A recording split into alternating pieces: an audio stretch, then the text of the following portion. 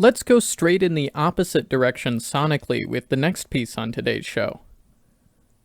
Pink and Blue is a classic example of a lo-fi Mountain Goats piece, but the next song showcases just how far the band has come from John Darnielle's boombox days to today's full four-piece.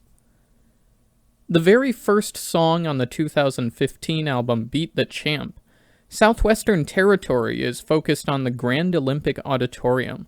a once prestigious Los Angeles sporting venue that became one of the most important buildings in the history of professional wrestling during the middle of the 20th century. When John Darnielle was a child, the stature of the venue had diminished, and weekly wrestling shows organized by promoter Mike LaBelle were in their final days before national networks and federations would take over much of the sport's audience.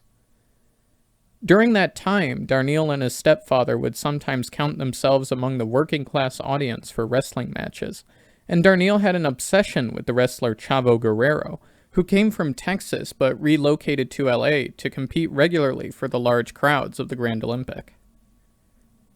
While the second song from Beat the Champ tells the story of Chavo Guerrero explicitly from the viewpoint of John Darnielle, Southwestern Territory is told from the perspective of the wrestler himself, traveling between Texas and California for matches at the Olympic. The piece helps introduce a number of the deeper emotional themes of what is ostensibly an album about professional wrestling,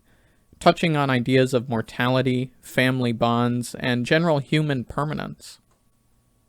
Earlier this year, Chavo Guerrero passed away at the age of 68, and today the Grand Olympic Auditorium is a Korean Christian church.